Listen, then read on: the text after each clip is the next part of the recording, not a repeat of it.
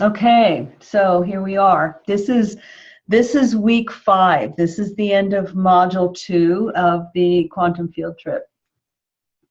And so we're going to do just a couple of new points, but a review, just to kind of pull things together. And since it's a small group tonight, if you do have questions or things that need to be clarified, it would be great to have a bit of a discussion. We have time for that. Because I do like hearing from you all, so I'm not talking into a vacuum. Feels good. So let's go ahead and just create our field and remember that we're connecting to our higher selves. Once again, calling in our higher selves to choreograph, orchestrate, and guide what we are able to receive and how we receive it. And so taking a deep breath and just setting your intention and reaching out to your buddy to come and bring whatever guidance and assistance might be needed at this time. And then in calling in the one that's above all this, kind of our unified field of this teaching of this group, to create one beautiful synergistic field of energy in which we all support each other, learn from each other, and kind of hold space for each other for the highest good, because what's the highest good for one is the highest good for all. And as one heals and grows and awakens, we all do. So we do give thanks for the opportunity to come together, to create these wonderful bonds, to feel the closeness, the openness, the safety of opening in this beautiful way. And we give thanks for the guidance and information that will come through tonight, as well as the energy frequencies that will be at work in all of our bodies, the energy body, the mental, emotional, and physical bodies. Have your way with us, because it is the desire of all of us to step into even greater levels of harmonic resonance with that total perfected essence that we ultimately are. So we give thanks for this and look forward to the experience. So it is, so it is. So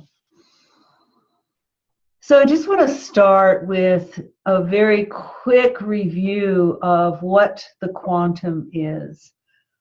And granted, we're stabbing at things.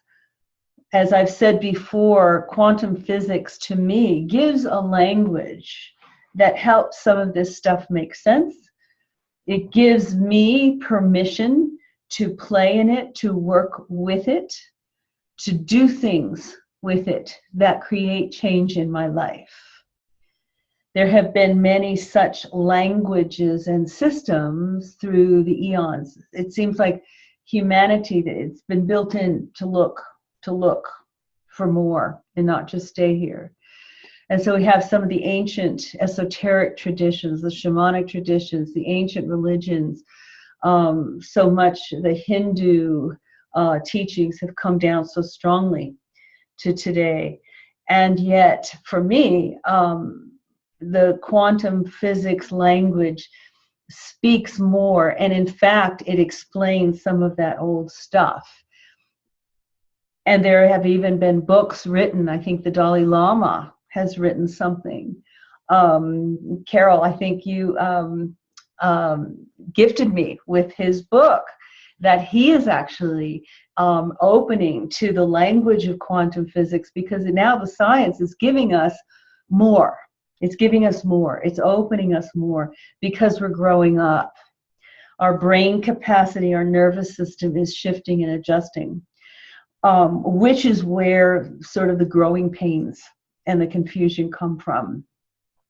So the quantum It can be called God. It can be called the universe, the source, the field of all that is, the field of all possibility. It's all these stabbing at words, trying to grasp, trying to conceptualize the inconceivable and put it in a framework that makes sense to the brain, so the brain can accept it and say, oh, okay, all right, I'll take that, and now learn to work with it. And so we evolve, we grow, the brain changes. What used to be truth, as we're all finding out, what we were taught, what we were conditioned, is loosening its grip and being replaced with something bigger, wider, more open, that gives us a greater possibility to create life rather than just react to what is being put out to us or put on us by others around us or the influences. So we become co-creators as we learn how to work in this and with this. So it's a wonderful gift. It's a wonderful gift to be able to play in this field. And we talked about the difference between work and play. We really are playing. And so as we've called in our higher selves, our buddies, to play with us and lead us on, teach us through play of practicing, experimenting. You can feel your higher self. You can feel the universe kind of say, yes, yes, great. Let's try some more. And practicing and playing and seeing what if. So what the benefit is, it gives us a bigger picture. It opens us up to more possibilities than that which we came in with. We came into our adult lives with a very limited sense of who we were and what the possibilities were, mainly created by how we grew up and the culture around us.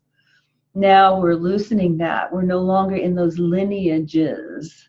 So those are all being collapsed.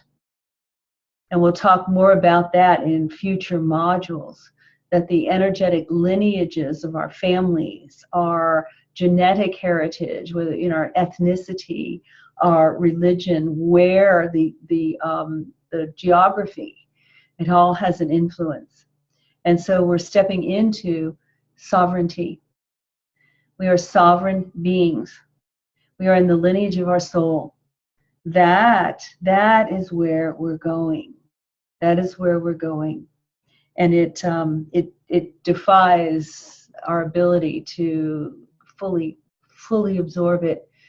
And so gradually as our lives change, as we see this stuff working, as Pam and I talked earlier, that she's been trying some things, and surprise, surprise, surprise, they're working. And she shared it with a coworker, actually her manager, about what she was doing. And her manager was like, whoa, I need to do that. I need to know this. So as we see changes actually happening, it's like, let's do more. How can we do more of this stuff? And that's the universe leading us on in a very beautiful and kind way. So that's why we're going into this stuff, to have more fun in life. So the other thing is, and this is also how it works, is that by having this bigger picture and having these ideas about waves and particles and energy fields and spin and torsion and the different dimensions, it takes it a little bit out of the personal. It's not me. There is essentially no me. I am an energy field made up of many fields. And when I step outside that in my higher self, I can make changes to this energy field. Gradually, of course, we have to learn as we go. Some are more stubborn than others. We struggle with some things more than others, and they have layers, they have their own fields. But this is why we do this. And these are the benefits that it brings us. It gives us this new language. in which to work with our lives rather than beating ourselves up and trying so hard to fix ourselves, thereby perpetuating the idea that we are somehow flawed, broken, not okay, not good enough. We're an energy field that's evolving into something more. That's all. That's all it is. And we are in the flow of the universal expansion. As we say, we're expanding from this to that. So here's the thing. I discovered this last week, and I didn't talk about it.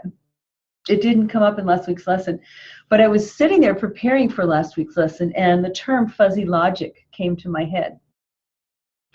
And that can be used two ways. I mean, it can be used when you're sort of, weirded out on, for whatever reason. Or I looked it up because I knew it was a term. And by golly, it's actually a technical computing term. And it was created in the 60s, I think. And it is an official term, fuzzy logic. And it's what was used, it's kind of the antithesis of the Boolean logic, which is 1-0, black, white, on and off. And this concept is what allowed them to start developing artificial intelligence. So it's a more organic way of computing. So it's literally how they compute.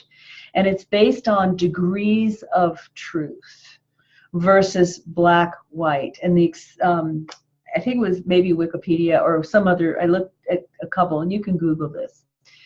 But bringing this idea of fuzzy logic, and this is how these brilliant computer people were able to develop kind of trial and error, degrees of truth. And they use the example of tall and short, or tallness. And so it's all relative. So there are degrees of tallness. I am taller than my 4-year-old grandson, for example. I am shorter than whoever, a lot of people. And so there are degrees. It doesn't mean I'm not tall. It doesn't mean, you get it. So having that idea as you experiment and explore, of just allowing things to get a little fuzzy. And once again, you're already partnered up with your buddy, your higher self, and you're being encouraged to test, to step. What if I tried this? And this is what these computer people did, which is why we have so much of this amazing technology that we have now. So try that. Try a little fuzzy logic. Again, it goes with the unplugging. It goes with unplugging from what you think you know, so that you can experiment. What if this was true? What if it was okay if I wanted to create X in my life? What if? And you can start to feel the presence of your higher self saying, you're on it, you're on the track, come on, yep, keep going with that. Follow that idea. And you find yourself supported, or gently turned, how about looking over here? What if you look this way? So play with that a little bit and see what develops in your life as you step forward with playing with these tools that we've talked about, of bringing the concepts more into your awareness. Like when you look at a situation, a circumstance, a place, the University of Wyoming with all its hoo-ha that's going on, it is a morphic field, and it's got a lot of fields in it, part of which is the field of corporate America and the rules by which that plays, and the idea of fear, small, money, need, lack, competition, all those things are in there. So when you unplug and say, what if I set my own field as I'm part of this?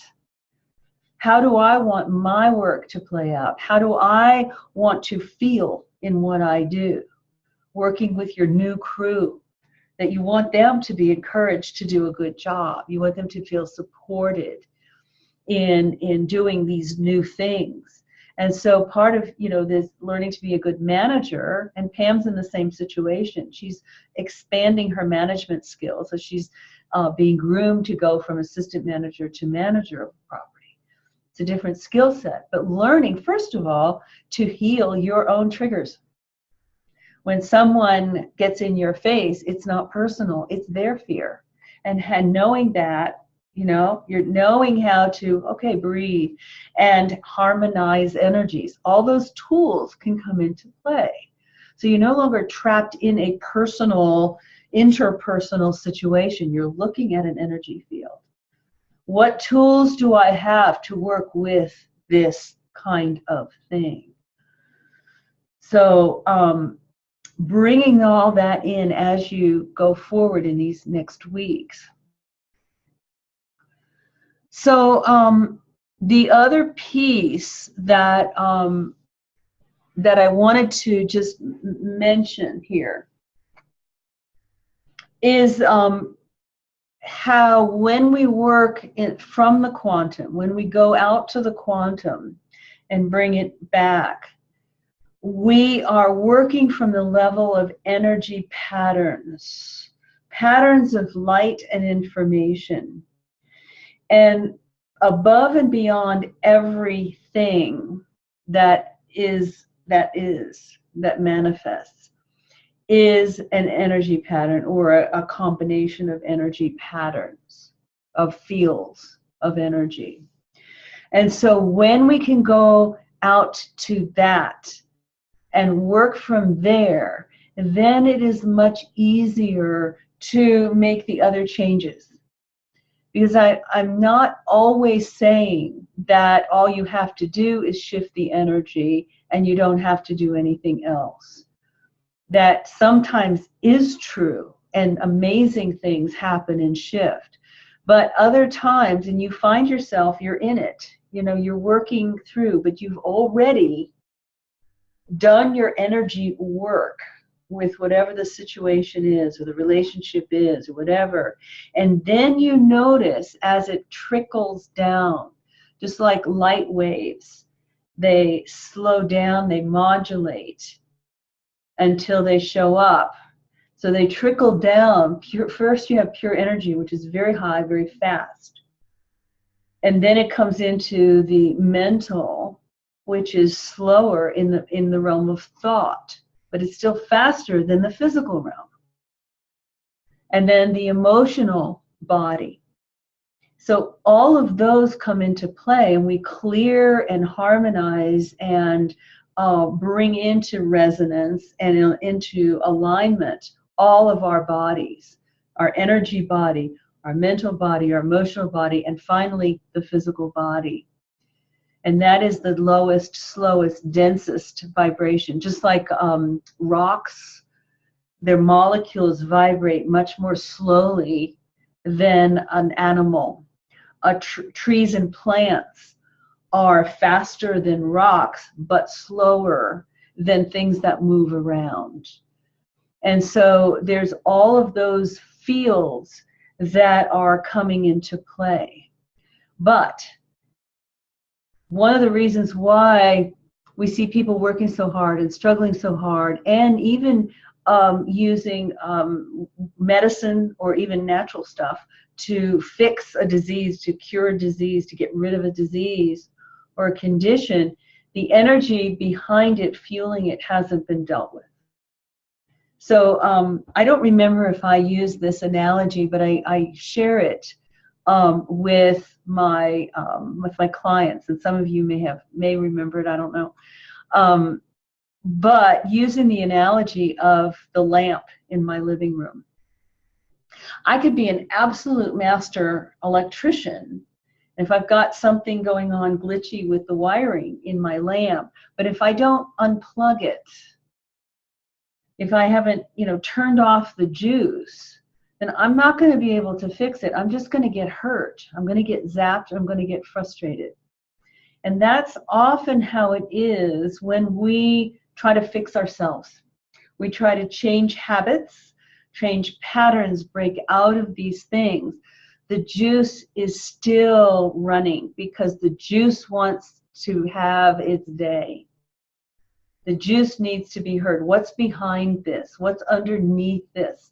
Dig deeper.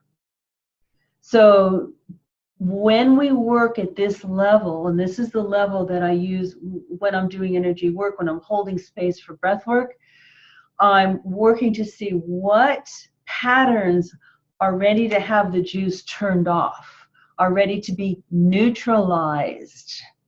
That's what's happening. They're being neutralized so that then you can go in and see what you're doing. It's almost like the light dawns, like, oh my God, I'm doing this. I've been doing this. Wow, I've really believed this about myself. Or wow, I suddenly remember when I was a kid, like, oh my God, no wonder. So these things start happening. And then you start being more able to make the changes. And I think some of you are finding that now.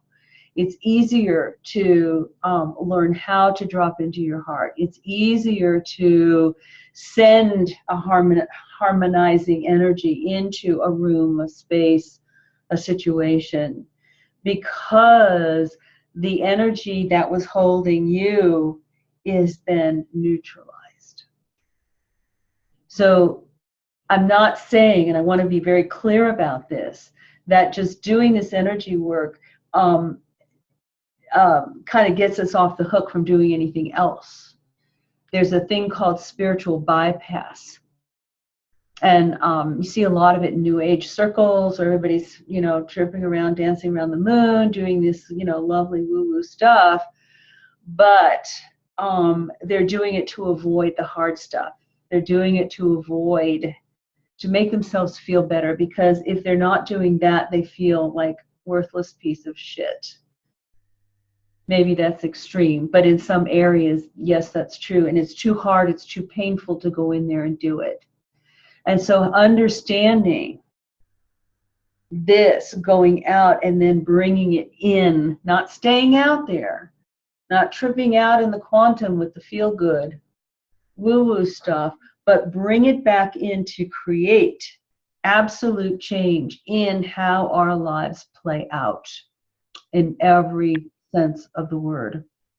So so that's one reason, that lots of reasons, that's why going these places is so important.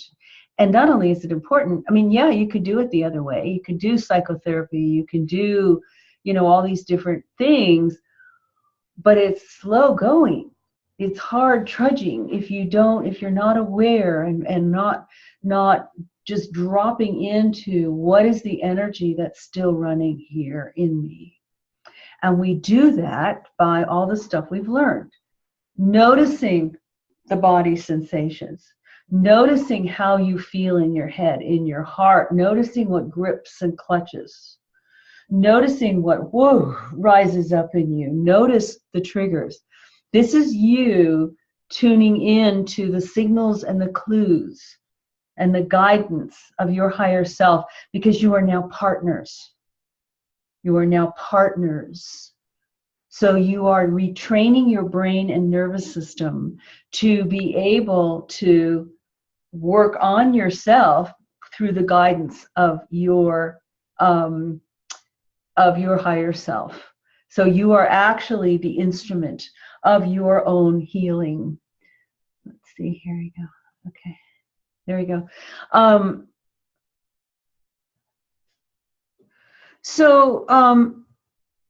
We've said that we said in the beginning of the module that we are a possibility state. Each of us is a microcosm of the field of all that is. We are fields of possibility. And our packaging creates a framework, and it creates some limitation within that. I'm a woman, I'm of a certain age, I have certain things going on. I'm not going to go become, you know, an astronaut or whatever. Certain things I'm just not predisposed to even want to do. I didn't want that. I didn't want to be a nurse. I didn't like all that stuff. All these different things. So we're sort of packaged in a certain way that kind of guides us into a curriculum.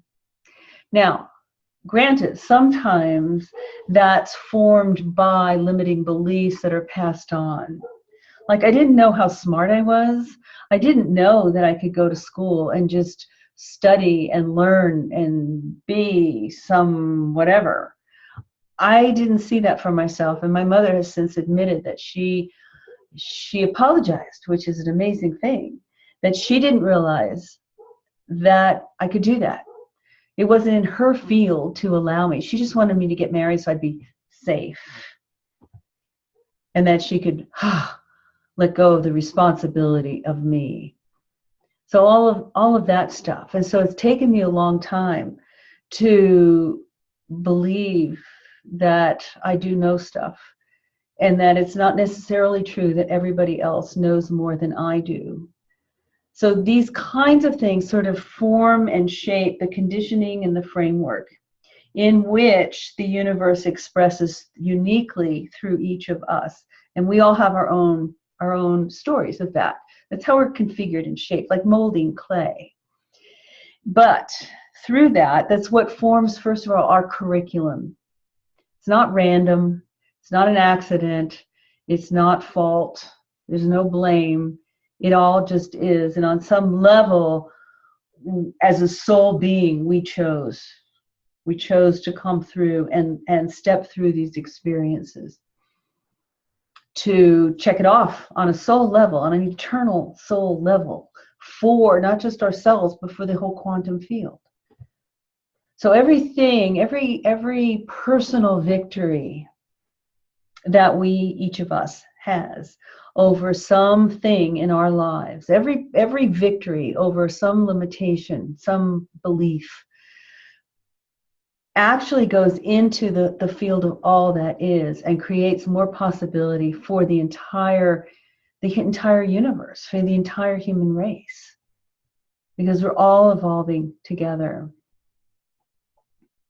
So we are that microcosm. We are, our experiences and conditioning shape the field that we are, setting up certain probabilities and creating a limiting framework.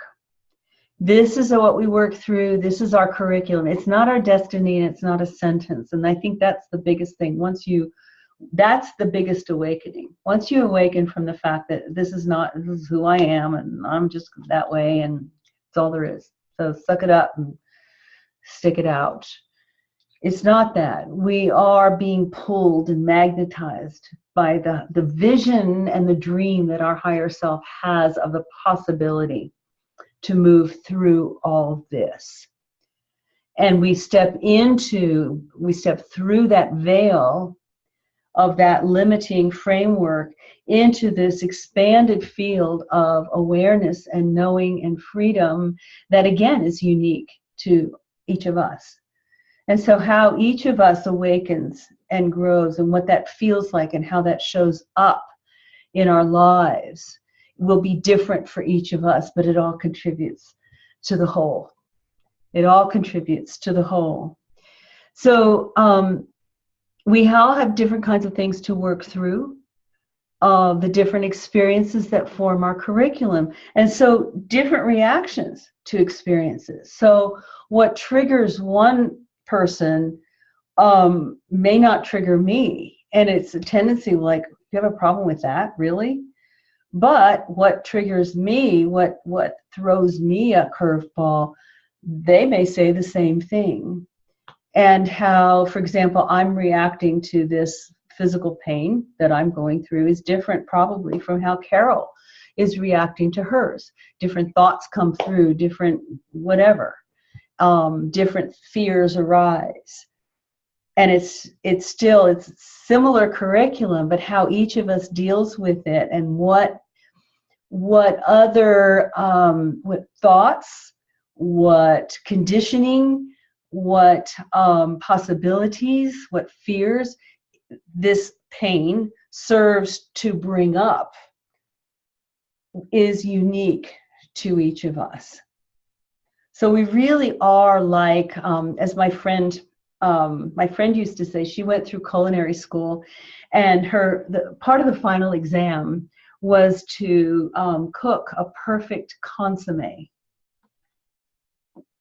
So consommé is like a broth, a stock, but it's so refined that it is crystal clear, and it has a very, very, very strong flavor. So you have to learn how to have the heat just high enough to bring the impurities to the surface, but not so high that you boil it and ruin it. And I always thought that was such a wonderful analogy. So whatever each of us is going through, know that it is perfectly designed to bring us to a place of perfect flavorfulness and perfect clarity. And sometimes the process sucks. A lot of times it really sucks. And it throws us into a tailspin. It throws us into fear, into confusion, and we forget. But that's the whole point of it. So if there is a forgetting, we need to know it.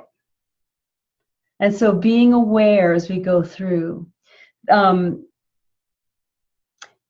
this urge to change. Now, remember, the urge to change is prompted by your higher self. Yes, it's uncomfortable. You want to get out of it. That's what your soul is saying. Yeah, there's more. Come on, let's step through this. You can get through this, and once you do, you're going to be a whole lot freer. So it's not just you wanting to get out of pain, whether that's physical, mental, emotional, whatever, discomfort.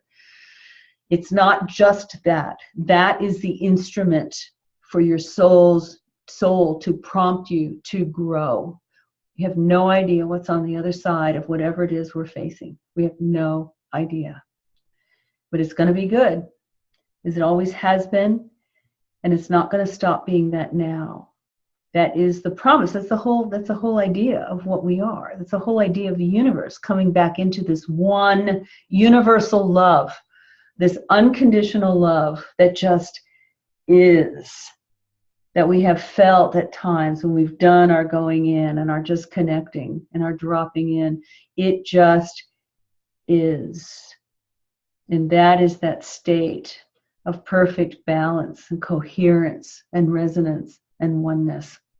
There's no shakiness, nothing. That's our destiny. That's the truth of who we are. So then seeing the bigger picture helps us to embrace the possibility of change. Once you can go out there and see this bigger picture and feel a little bit of what it feels like, it allows us to open, as we talked about last week, to open the aperture to more. We're not just these 3D programs running here. We are more than that. Now, in this moment, we are more than this. It's already there. It's already working. We don't always see it and feel it, but you have glimpses of it. It comes and goes. Every little success that you experience is bringing more of that in and accessing the higher dimension of who and what you truly are and will be when you drop this physical body. We are actually bringing our heavenly selves into physicality, so we don't have to wait till we die and drop it.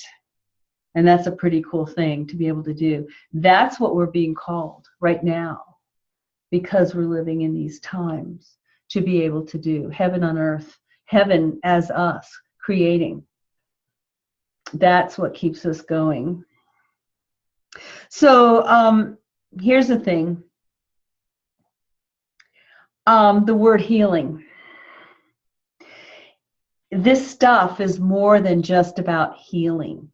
And I almost, I'm almost starting to not like that word a little bit, because, again, like work,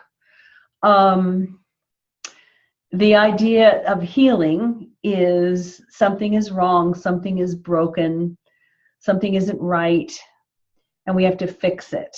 We have to get rid of the disease, get rid of the pain, fix this thing that isn't right. And so just kind of play with that idea a little bit. We are evolving. We are not broken, we are evolving. I was talking with a client today that that we happen to be in like freeze frame mode, whereas our higher self sees the whole picture of our evolution from where we began to the breakthrough, through the, you know, the total fulfillment, and in each instance, you know, each sort of little curriculum piece that we get through. But we're in the freeze frame. We're stuck in it right now. So in some reality, we're all already through whatever challenges are on our plate right now. We don't see it, we don't feel it yet, but we have the knowledge that it is there. And we can energetically connect with that self. See, that's another thing with the quantum. There's no time and space. I can energetically connect with the one who has gone beyond this breakdown in my body, not being able to feel that right now, or know how it's going to turn out, what mechanisms will be used to bring that about. But I know that it is. I know that it is, that there will be a shift. And so I can connect with that in the field somewhere. It's in a dimension that exists. And I can find it and locate it energetically. And I can connect energetically to that one and bring that through. So you can do that right now with whatever resolution you're seeking. And just kind of feel, where is it? Where is it? Where is it? Feel where it is. Feel an opening. Like, oh yeah, okay. And then just feel the line of energy between you and it. And then you bring that frequency into you, which actually helps you navigate the way. And then just watch what shows up. Watch the next step. Watch the next piece of information that comes through. The next thing you notice. Okay.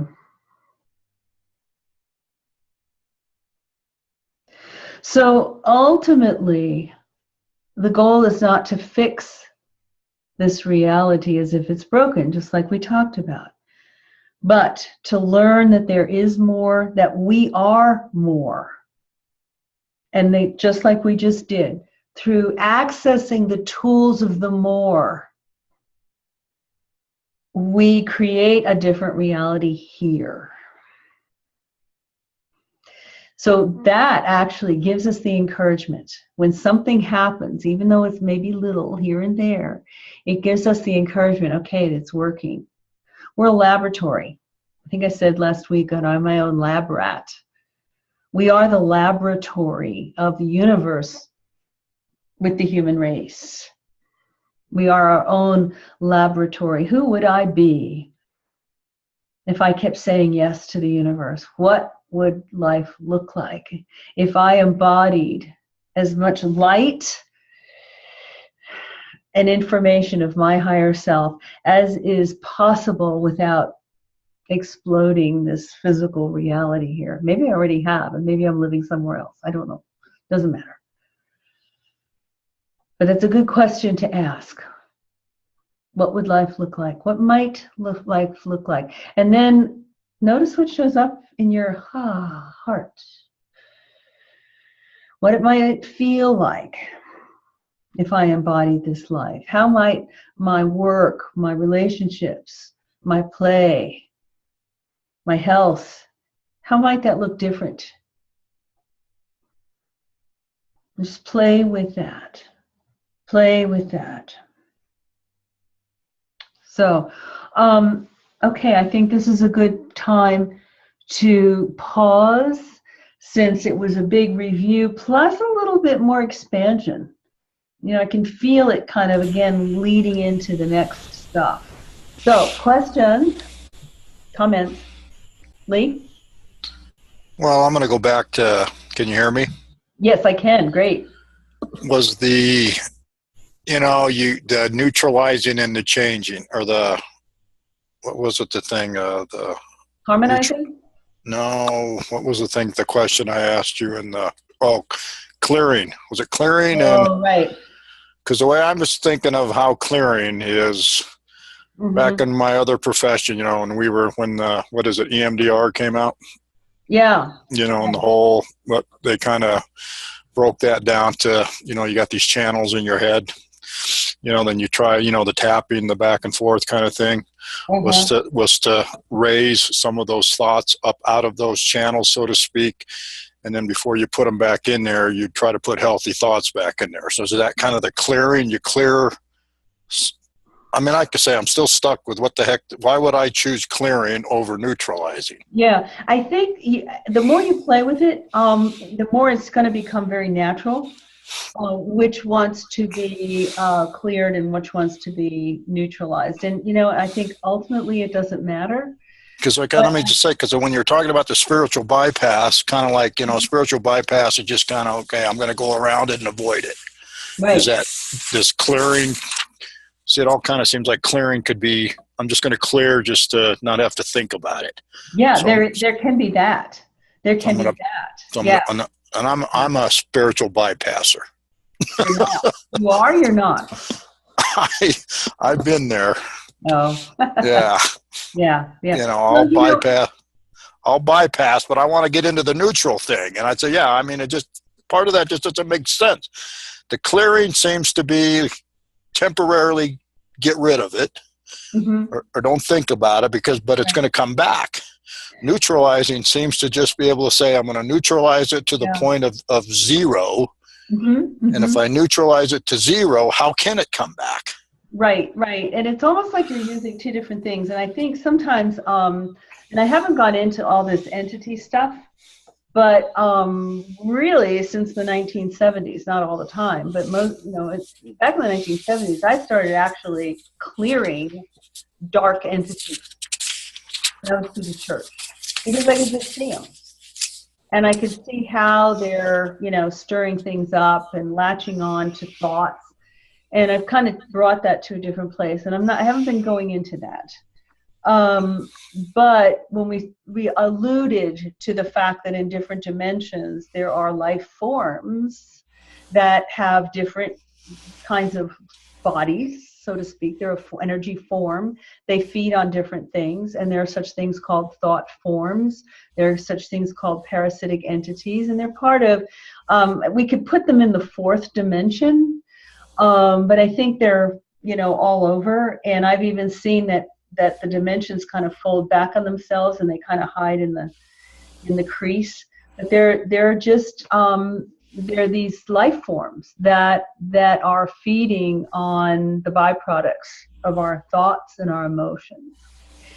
And I didn't want to get into it too much, but a lot of times what I'll do, because I have some methods and I call in Archangel Michael or different things to actually clear the entity out and to then neutralize the energy field in the person or the place that is providing the food.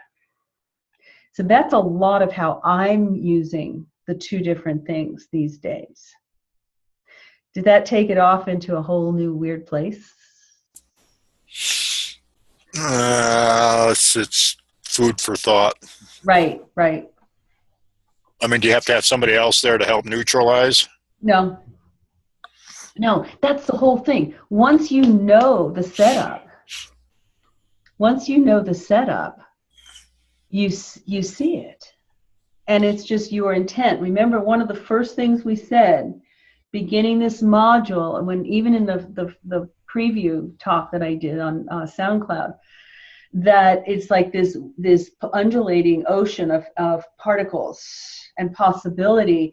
And every time we throw in a thought and an intention, it changes the whole thing.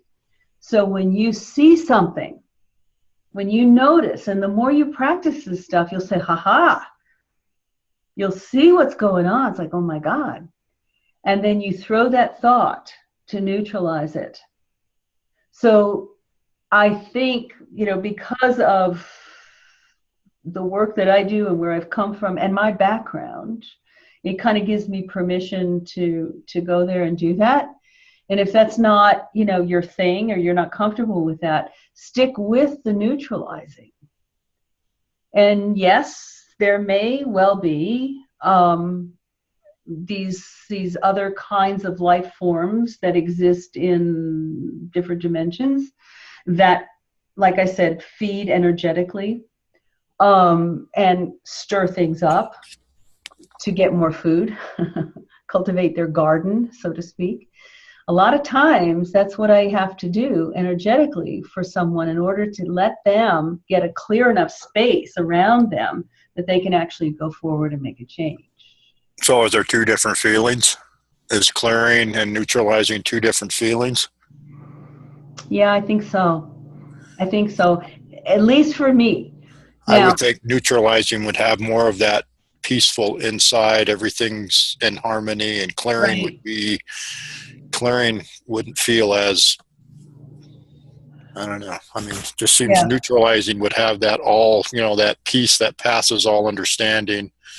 Yes. And clearing would have a more adversarial. I don't know if it's adversarial, but it would be a temporary until I get to the next.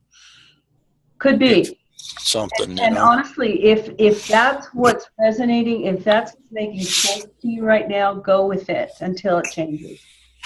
Okay. And notice as you start, you have these tools here, and this one over here is a little fuzzy. The clearing thing is fuzzy. Do I really need that?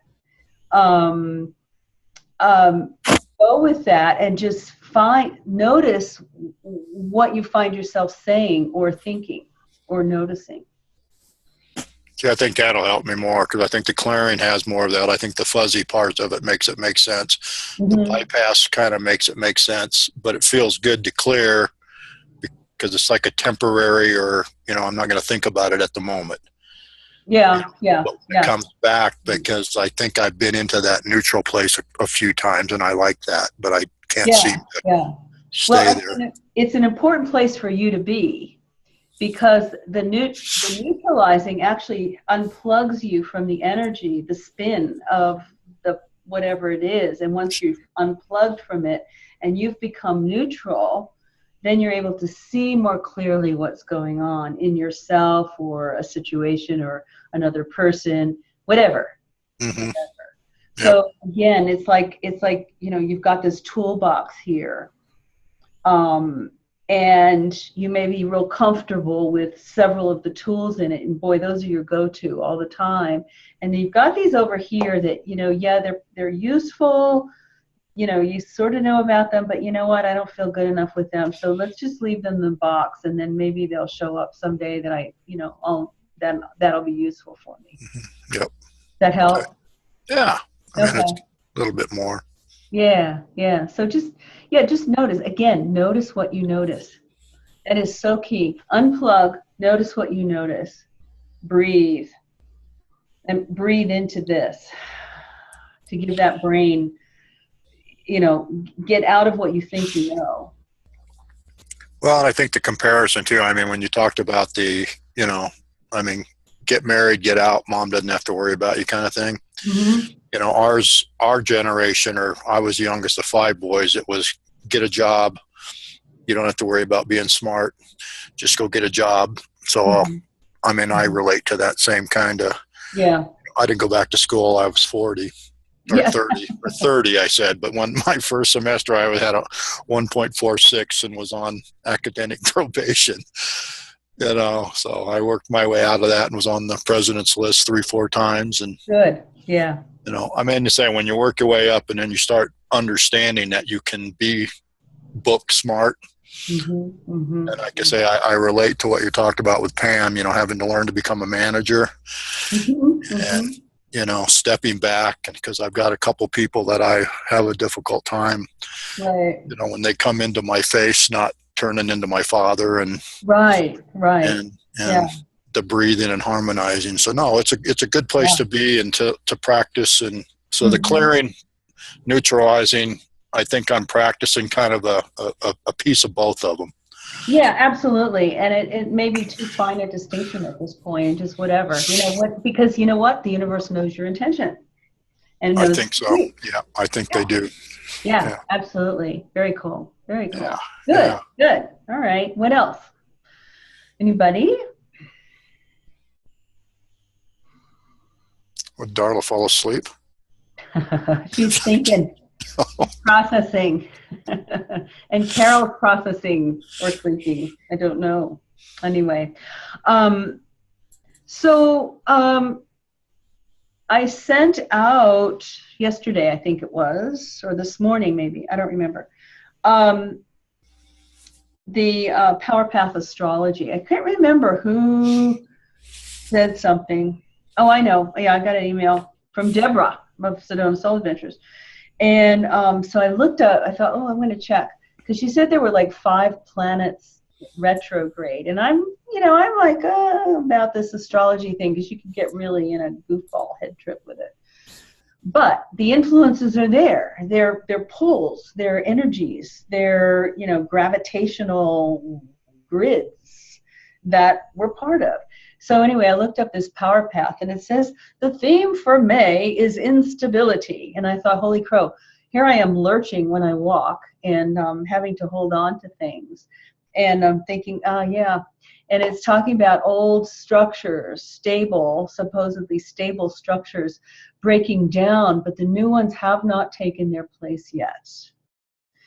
And so we're in this in-between period. And this actually reminded me, when I broke my hip back in 2007, she pinned it, and she said, the new bone has to grow, and I don't want you putting weight on it. You can balance on your toes, like maybe 20% of your body weight, like in the shower or whatever, holding on, because you don't want weight on it before the new bone cells have come in to give new structure. And so that's kind of where we are, astrologically. And I think we could probably look around and see that there is a whole lot of that going on. And so I just thought that this might be a good thing for you guys to read. Talking about the purpose of the instability is to bring forth new possibility. But as long as we, our job then is to, like I just did, to find that energetic connection with this future self that already exists in the quantum, in the mind, somewhere. I just don't have access to it.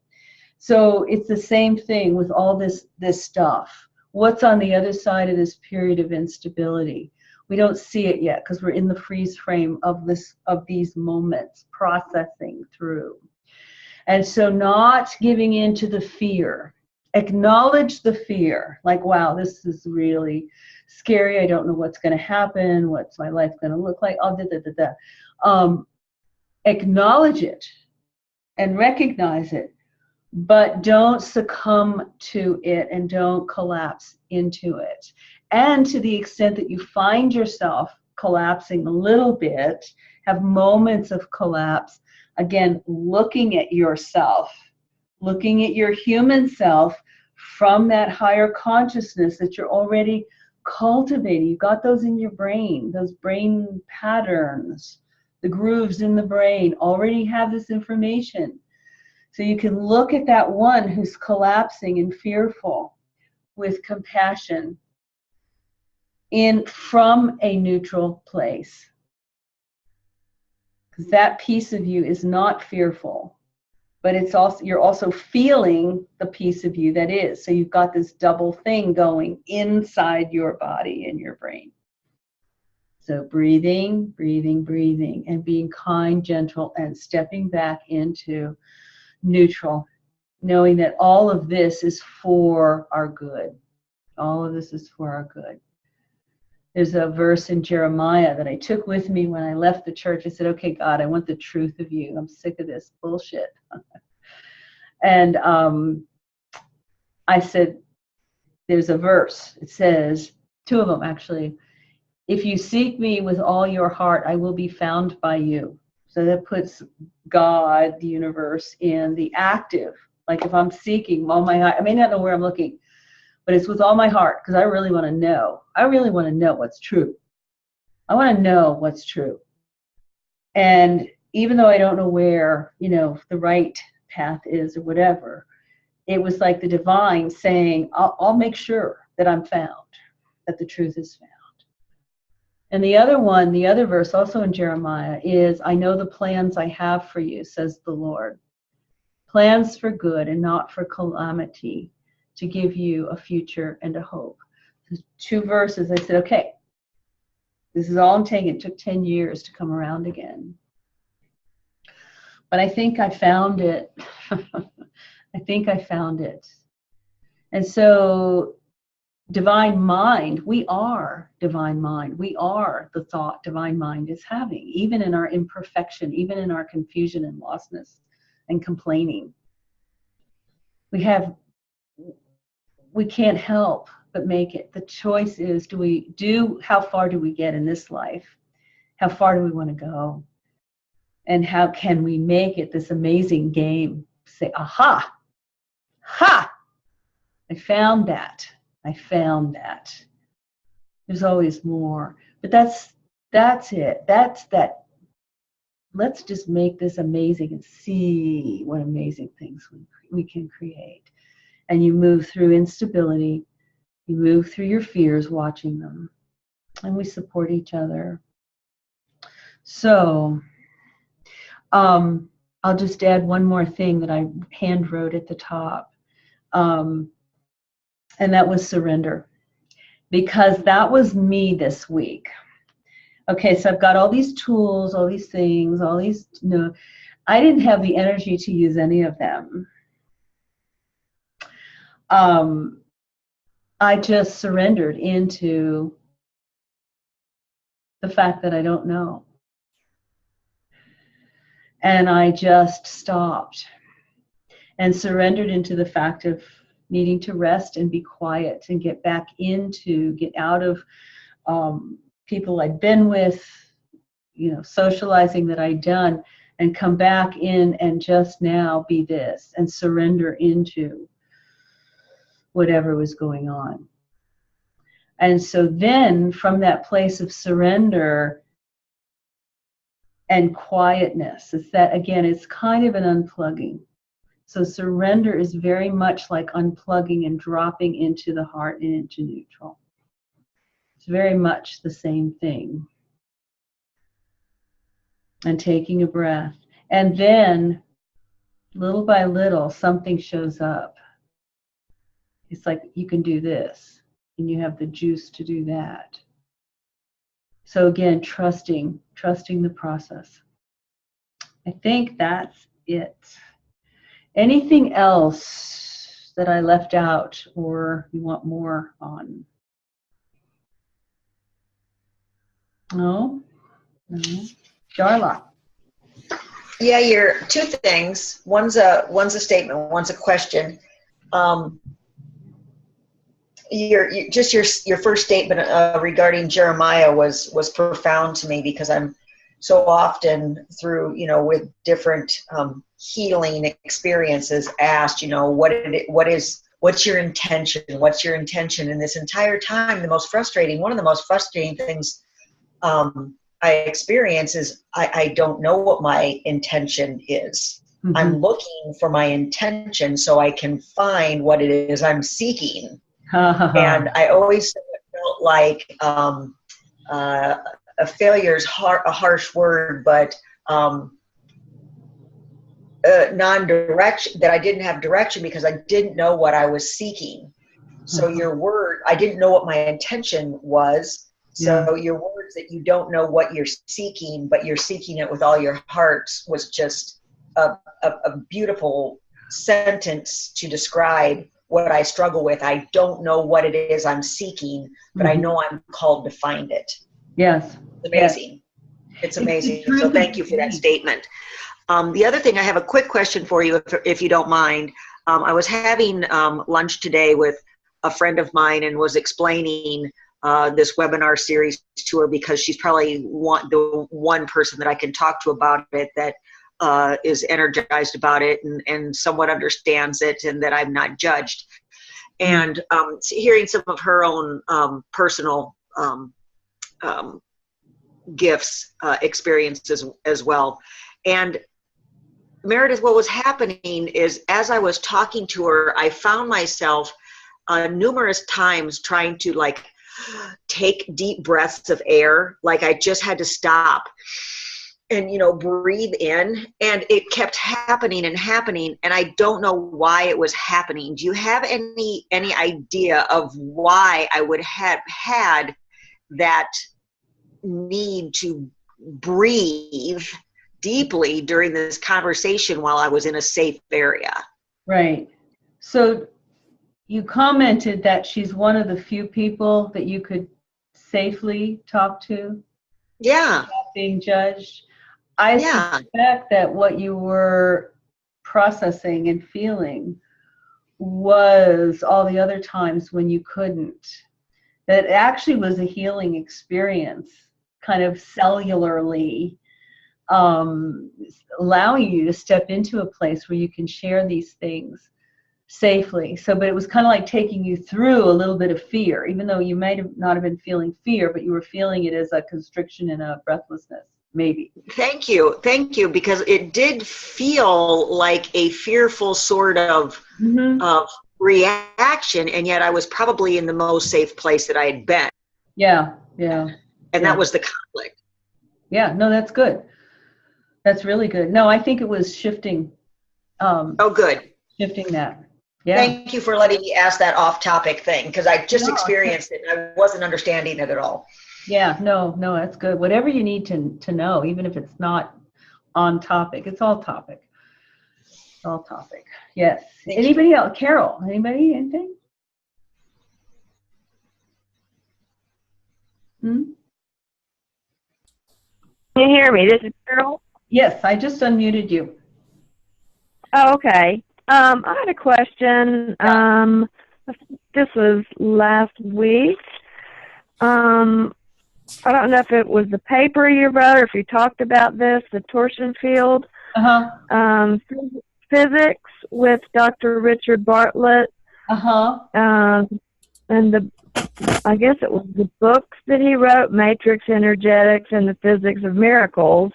Can you talk about the concepts you learned to hold a vibration and a frequency that allows physical change? It was a question that I had written, and I tried to ask it last week, I think, but you couldn't hear me.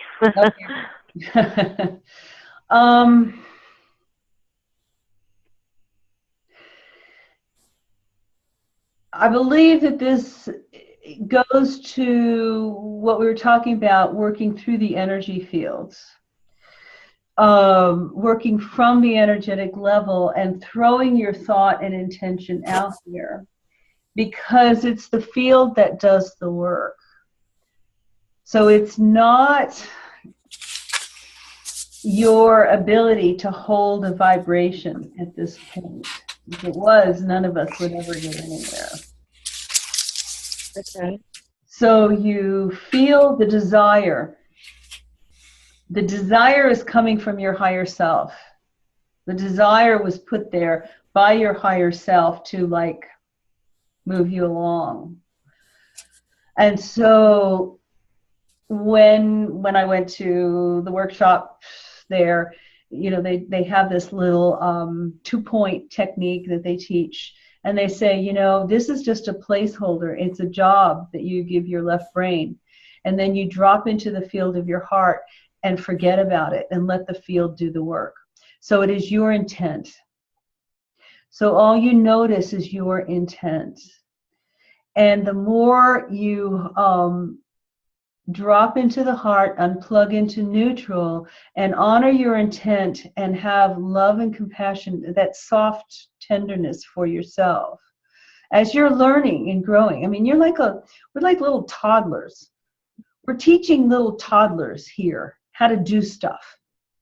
And so it's very important that we be patient. And so there are parts of you that are able, even to be able to go there, to even have the thought of holding a frequency to create physical change. That's something. And so none of us are. I don't know what I do when I'm sitting here on the floor and I've got somebody lying down doing a breath session. I am opening as a channel to allow myself to be used for their higher self to do the work. And I sometimes, depending on what's going on, I sometimes struggle to be able to hold that frequency of staying in that space. And just stay centered, clear, quiet, and calm, and just know. But even if I wobble, I've had this, it was so funny that I would say, oh my gosh, and I would hear the voice, you already called this in, why are you surprised that it's happening? So when we set the field, set the intention like we just did in the beginning, we're going to have that come through. The Bible, so I brought in Bible 3 times now. In the New Testament, if you ask the Father for bread, do you get a stone? Do you ask for a fish? Do you get a serpent? So our weaknesses and our wobbliness are known. And that's not what it depends on. It depends on our heart. Just like I said, if you seek me with all your heart, and it's the truth of your being, the truth of reality, the truth of what all this stuff is. That's truth, the big truth, and how we all fit into it, and how all this stuff, these bodies with all the weird things that go on in them. We want the truth of that. And you pour that out of your heart. You pour it, you just let it pour out of your heart into the field, into that quantum field. And then trust. And then trust. And surrender into what shows up. So it's letting go of the idea that we have to be able to do this stuff. We play with the techniques that we have, and then trust that it's being handled at a higher level. Does that help? Beautiful. Yes, thank you very much. Good. Any other comments, questions, whether about tonight or any other thing? Okay. So this is the end of Module 2. In a week from holy crow! A week from tomorrow, the retreat starts. Whoa! I could have gone all night without saying that. The retreat starts, and that ends Sunday. On Tuesday, I get my experimental injections in my body. Experimental for me. The doctor knows what he's doing, but it's experimental for me. And then I'm going to take some time off. And I wanted to, I'll send out an email, but I want to talk about a break, maybe for summer. I know I need some time to regroup and work on some stuff. I got to clean my house out and sell a bunch of stuff and just kind of let things integrate. So I would suggest listening to the videos again and integrating. We still have our Facebook.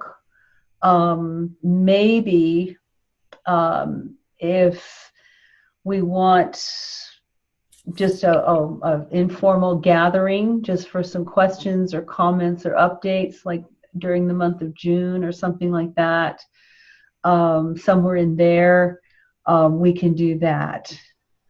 So I'm playing with that, and I would really like input as to what kind of feels right for you guys, what you sense, what your plans are.